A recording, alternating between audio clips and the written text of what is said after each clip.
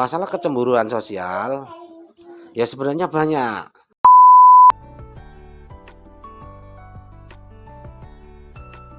Assalamualaikum warahmatullahi wabarakatuh. Perkenalkan, nama saya Yana Priastuti, NPM 18010052 dari Prodi Manajemen Fakultas Ekonomi dan Bisnis Universitas Muhammadiyah Pringsewu Lampung. KKN Mandiri 2021 dengan DPL Bapak Gusti Adi Pranoto SEMM. Di video podcast kali ini saya akan mewawancarai narasumber, yaitu Bapak Kepala Dusun Rejosari Pokondugusari, mengenai masalah tentang keadaan sosial. Halo, selamat siang Bapak. Siang. Bagaimana Pak kabarnya? Alhamdulillah sehat. Mm. Adik-adik, apa yang bisa kami bantu, Pak? Nah, sekalian.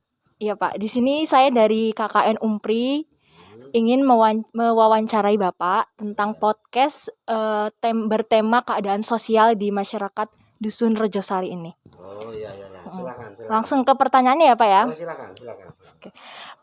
Sebagian besar penduduk di Dusun Rejosari ini bekerja sebagai apa ya Pak? Di sektor apa? Perlu kami beritahukan bahwasanya sebagian penduduk masyarakat Dusun Rejosari itu sebagai petani. Adapun petani itu terdiri dari petani perikanan dan petani tanaman padi, dan sebagian juga ada perkebunan. Seperti itu, Mbak. Oh iya Pak, terima kasih. Lalu bagaimana sih Pak kondisi di masa pandemi ini?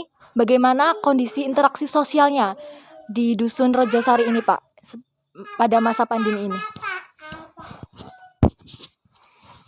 Pada masa pandemik memang masa pandemi ini sangat-sangat mengganggu kondisi sosial masyarakat, khususnya di Dusun Rejosari, terutama keadaan-keadaan yang sebelumnya ya kelihatan rukun, damai, atau berkerumun boleh, tetapi pada saat pandemi ini itu tidak diperbolehkan. Akan tetapi masyarakat Dusun Rejosari pada umumnya sedikit demi sedikit mengerti dengan keadaan masa pandemik atau masa COVID-19 ini. Seperti itu, Mbak.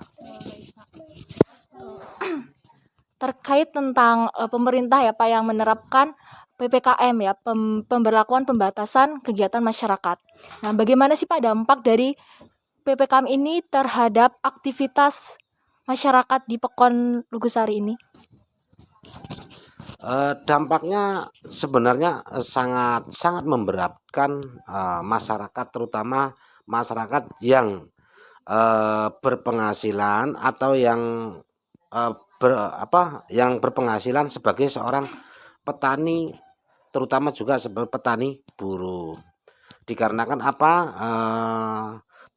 penyekatan di bidang sosial, terutama untuk keluar masuk, terutama di bidang petani ikan yang akan mengeluarkan ikannya itu terkendala sekali, yaitu di transportasi, terutama yaitu banyaknya penyekatan tersebut.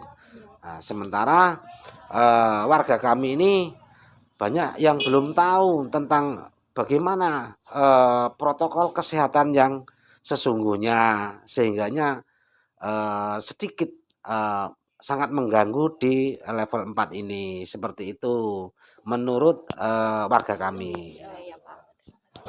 Oke Pak, pertanyaan selanjutnya ya Pak ya, ini terkait tentang masalah sosial, permasalahan sosial. Ada nggak sih Pak masalah kriminalitas di dusun ini? Misalkan perampokan, pembegalan, seperti itu Pak. Masalah kriminalitas selama pandemik kurang lebih hampir 2 tahun ini ya alhamdulillah sangat rendah. Potensi untuk kriminalitas memang sangat rendah dan alhamdulillah aman. Walaupun ya ada kecil-kecilan, tetapi tidak mengganggu aktivitas masyarakat, seperti itu. Lalu menurut Bapak sendiri nih sebagai kepala dusun, bagaimana upaya dalam mengatasi masalah kriminalitas jika ada masalah kriminalitas ini, Pak?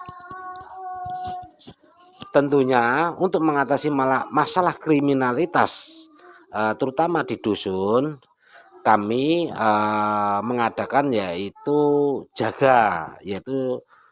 jaga seperti adanya kegiatan pos ronda atau ronda malam.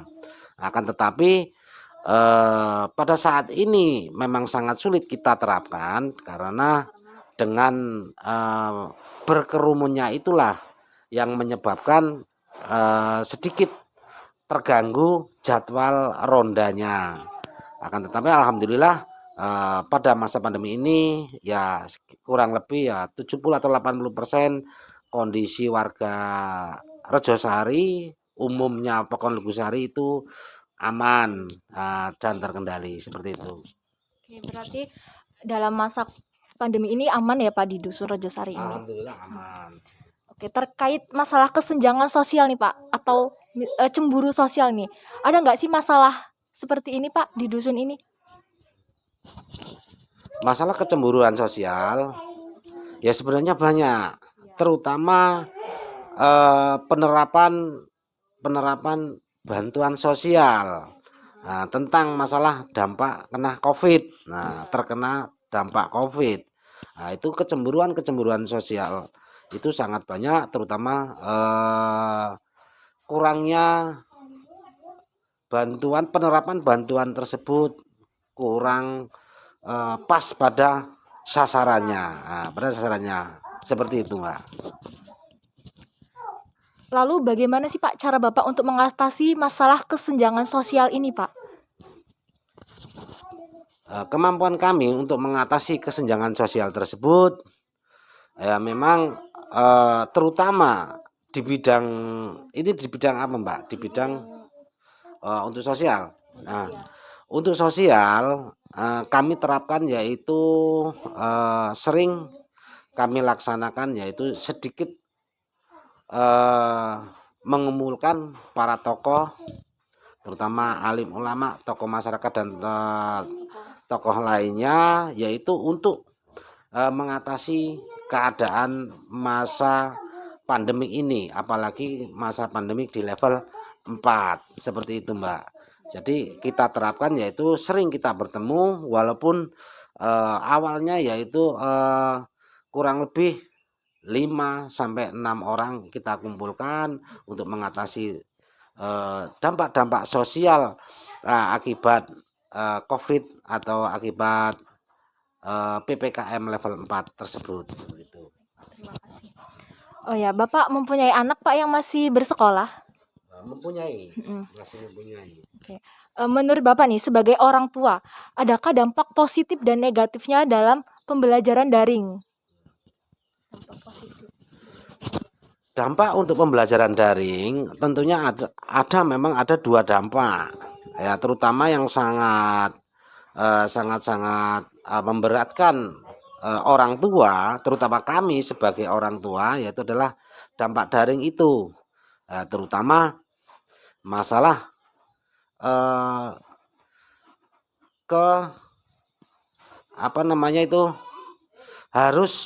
harus keberdekatannya dengan gadget ya atau dengan HP. Nah, dengan internet dan sering memang di rumah, sehingganya dampak sosial ekonominya memang sangat kerasa ya, terutama untuk pulsa itu sangat terasa sekali. Permohonan kami mudah-mudahan level ini sudah diturunkan sehingganya bisa belajar untuk anak didik kami itu bisa tatap muka seperti sedia kala, dan itu dampak negatifnya.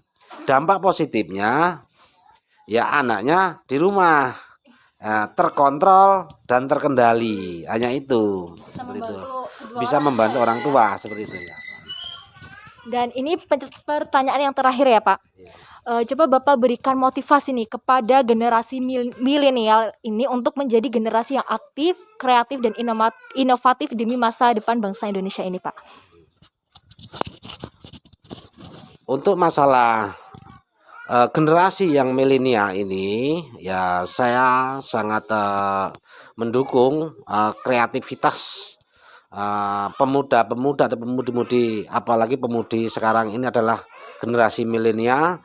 Tentunya banyaklah beraktivitas yang baik dan positif, sehingga bisa menunjang yaitu cita-cita cita-cita generasi milenial, apalagi sekarang eranya adalah era digital atau era teknologi yang lebih maju. Jadi untuk anak-anak muda generasi milenial pada umumnya, tingkatkan yaitu kesemangatan kerja, motivitas untuk terutama kejujurannya juga itu ya harus dipertahankan, dan juga usaha yang keras agar bisa mengimbangi yaitu era di zaman sekarang ini, seperti itu. Oke Bapak, terima kasih ya Pak atas motivasinya. Semoga bermanfaat bagi generasi-generasi penerus bangsa ini. Dan saya demikianlah podcast saya hari ini. Semoga dapat bermanfaat dan saya akhiri. Wabillahi taufik wal hidayah. Wassalamualaikum warahmatullahi wabarakatuh.